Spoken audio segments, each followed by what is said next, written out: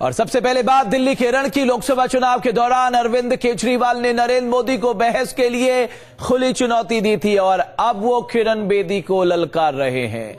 चुनावी रण के लिए केजरीवाल का यह दाव बेहद पुराना है, लेकिन इस पुराने दाव से वो दिल्ली का दंगल जीतना चाहते हैं। अरविंद केजरीवाल ने वोटिंग से पहले बीजेपी और कांग्रेस को बहस का सामना करने की खुली चुनौती दी है। केजरीवाल की इस चाल का किरण बेदी ने भी अपने ही अंदाज में जवाब दिया और कहा कि बहस तो होगी, लेकिन यहां नहीं, विधानसभा में। पर सवाल यह है कि आखिर केजरीवाल ऐसी चुनौती क्यों दे रहे हैं? संसदीय लोकतंत्र में ऐसी परंपरा नहीं। यहां जनता उम्मीदवार पार्टी मैनिफेस्टो के आधार पर वोट देती है। दिल्ली की जंग अब पूरी तरह किरण बेदी बनाम अरविंद केजरीवाल होती जा रही है।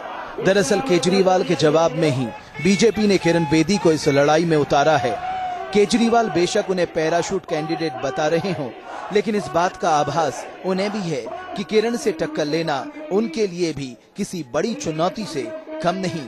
बीजेपी ने किरण को अपना सीएम उम्मीदवार घोषित करते हुए अपने इरादे साफ किए, तो केजरीवाल के सामने इस चुनौती को स्वीकार करने के अलावा दूसरा कोई रास्ता ही नहीं बचा। केजरीवाल किरण को अब सीधे तौर पर ललकार रहे हैं।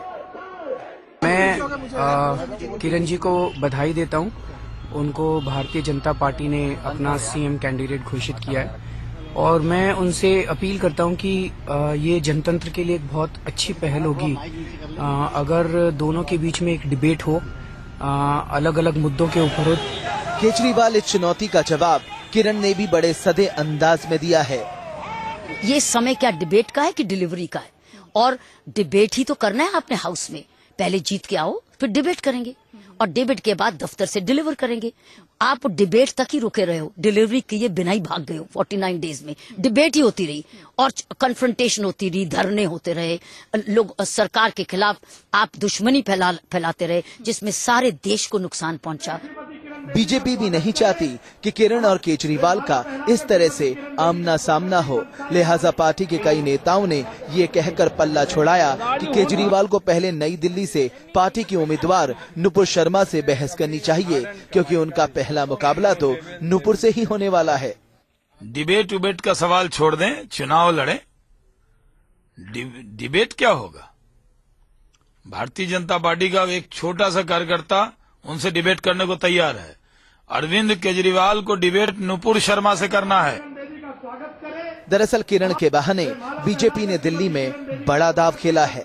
जिस ईमानदारी के नाम पर केजरीवाल लोगों से वोट मांग रहे हैं, किरण भी उसी ईमानदारी की मिसाल रही हैं। एक आईपीएस के तौर पर उनकी छवि बेखौफ और ईमानदार अफसर की रही है। वो दिल्ली वालों के लिए कोई नया नाम नहीं है, लोग सालों से उन्हें जानते हैं। इतना ही नहीं, किरण का नाम आगे कर बीजेपी ने दिल्ली में पार्टी के उन तमाम नेताओं को किनारे लगाने की कोशिश की है जो अपना मतलब साधने के लिए पार्टी का बंटाधार कर सकते थे। किरण को सीएम उम्मीदवार बनाने का एक बड़ा फायदा दिल्ली की महिला वोटरों को साधने में भी मिल सकता है, लेकिन बताया जा रहा है कि आरएसएस किरण बेदी को सीएम बनाए जाने के हक में नहीं था। दिल्ली संघ का पुराना गढ़ रहा है, लिहाजा खतरा ये भी है कहीं बीजेपी को अपना ये दाव उल्टा न पड़ जाए। Madhurendra Kumar, news nation, Delhi.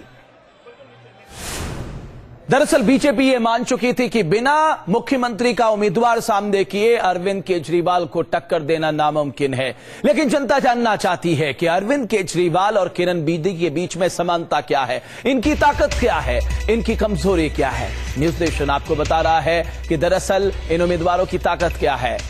दोनों ईमानदार छवि के नेता हैं। अरविंद केजरीवाल भ्रष्टाचार विरोधी माने जाते हैं, किरण बेदी आक्रामक छवि के साथ आगे बढ़ती हैं, तो निचले तबके में बेहद लोकप्रिय हैं अरविंद केजरीवाल। किरण बेदी को सीधे तौर पर प्रधानमंत्री मोदी का समर्थन है, तो अरविंद केजरीवाल एक बेहद चतुर और कुशल रणनीतिकार हैं।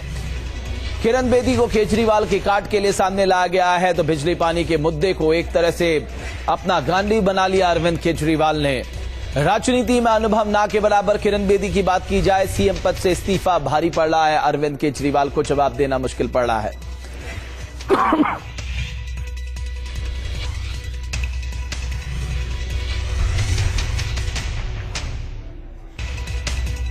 किरण बेदी जहां एक बेहद चर्चित चेहरा है, लेकिन जनाधार के मामले में बहुत पीछे। गुजरात दंगों पर बयान पर सवाल उठते रहे हैं, किरण बेदी ने उठाए हैं, तो विपक्ष ने अरविंद केजरीवाल को भगोड़ा कहकर अलंकृत किया है। नेताओं से तालमेल बिठाना अब किरण बेदी के लिए बेहद मुश्किल होगा। ये कमजोरी है उनकी, क्योंकि उनका अपना एक अलग अंदाज है। धरना पॉलिटिक्स से पिन छुड़ाना होगा अरविंद केजरीवाल को। अब बात करते हैं समानता क्या है। दोनों सरकारी अधिकारी रह चुके हैं, एक IRS तो दूसरी IPS। समाज सेवा के लिए नौकरी छोड़ी, भ्रष्टाचार के खिलाफ अभियान छेड़ा, दोनों को मिल चुका है मैग्सेसे पुरस्कार। इंडिया अगेंस्ट करप्शन में दोनों शामिल रहे, अन्ना के लोकपाल आंदोलन में सक्रिय रहे, NGO के जरिए समाज सेवा की, समाज सेवा के रास्ते राजनीति में कदम रखा, और इन सबसे महत्वपूर्ण दोनों अन्ना के शिष्य रहे हैं। जाहिर है बीजेपी केजरीवाल की चाल में फंसने को तैयार नहीं है, लेकिन बीजेपी में बवाल लगातार बढ़ता जा रहा है। टिकटॉक के ऐलान के बाद ही बीजेपी में बगावत का बवंडर भी तेज हो गया है। कल रात से पार्टी दफ्तर में शुरू हुआ समर्थकों का हंगामा आज भी जारी रहा। प्रदेश अध्यक्ष सतीश उपाध्याय के समर्थकों ने पार्टी दफ्तर में खूब हंगामा किया और टिकट ना दिए जाने पर विरोध जताया। हंगामे की ये तस्वीरें दिल्ली बीजेपी दफ्तर की है, जहां सतीश उपाध्याय के समर्थकों का गुस्सा कुछ इस अंदाज में फूटा है। दिल्ली बीजेपी के अध्यक्ष सतीश उपाध्याय को टिकट न दिए जाने से नाराज समर्थक पार्टी दफ्तर पहुंचे। काफी देर तक नारेबाजी होती रही। अपने नेता को टिकट न मिलने का गुस्सा इतना ज्यादा था कि सतीश उपाध्याय के समझाने का भी समर्थकों पर कोई असर नहीं हुआ। दिल्ली प्रदेश अध्यक्ष समर्थकों से शांत होने की गुजारिश करते रहे, लेकिन हो हंगामा जारी रहा। यहाँ पर प्रदेश अध्यक्ष के कमरे में किस तरह की नारेबाजी हो रही है, हम आपको दिखाने की कोशिश कर रहे हैं। सतीश उपाध्याय के साथ उनके तमाम कार्यकर्ता यहाँ पर हैं, और इन लोगों का कहना है कि दरअसल उनका जो टिकट काटा गया है वह दरअसल एक सही फैसला नहीं है, जिसको लेकर यहाँ पर नारे लग रहे हैं। कुछ समर्थक पार्टी दफ्तर के अंदर प्रदर्शन कर रहे थे, तो बाकी बचे समर्थकों ने बाहर मोर्चा संभाला। दिल्ली के प्रदेश अध्यक्ष के समर्थकों के इस हंगामे से पार्टी की चौतरफा किरकिरी हुई, तो उन्होंने अपनी तरफ से डैमेज कंट्रोल करने की पूरी कोशिश भी की। नहीं, मैंने कभी ना तो कहीं से दावेदारी की, ना मैंने कभी टिकट मांगा। पार्टी अध्यक्षों के नाते मेरे को खुद ही लेना है टिकट। ये तो मैंने तय किया है कि मुझे चुनाव नहीं लड़ना। I have decided this. हंगामे की शुरुआत सोमवार को लिस्ट के ऐलान के साथ शुरू हो गई थी। जेपी नड्डा की प्रेस कॉन्फ्रेंस खत्म होते होते बीजेपी दफ्तर में हो हंगामा शुरू हो गया। पूर्व विधायक जयप्रकाश के समर्थकों ने दल बदलुओं और बाहरी लोगों को आनन फानन में टिकट दिए जाने पर सवाल उठाए। केजरीवाल की काट के तौर पर बीजेपी ने किरण बेदी को आगे कर दिया, लेकिन पार्टी के अंदरूनी घमासान को अगर समय रहते काबू नहीं किया गया तो इसका असर अंतिम नतीजों पर पड़ सकता है। Madhurendra Kumar Singh, news nation, Delhi.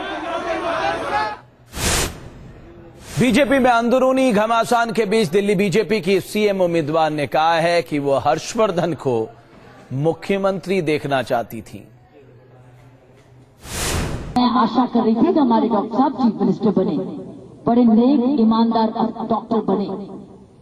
काश ऐसा हो जाता तो 1 साल के अंदर दोबारा इलेक्शन न होती, काश होता।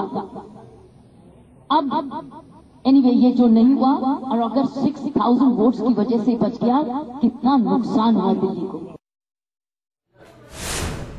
बीजेपी को लगता है कि राजधानी के चुनावी रण के लिए किरण बेदी को पार्टी का उन्होंने आम आदमी पार्टी को बैकफुट पर धकेल दिया, तो दूसरी ओर केजरीवाल भी हार मानने को तैयार नहीं। नामांकन पर्चा दाखिल करने के बहाने केजरीवाल ने दिल्ली में अपना दम दिखाने की कोशिश की। केजरीवाल चुनाव नई दिल्ली विधानसभा सीट से लड़ रहे हैं, लेकिन उनके नामांकन के लिए समर्थकों का हुजूम दूसरे इलाकों से भी इकट्ठा किया गया। बताया तो ये भी जा रहा है कि इस दौरान दिल्ली के बाहर से भी आपके कार्यकर्ता बुलाए गए, ताकि आप राजधानी के रण में किसी तरह पिछड़ती नजर न आए।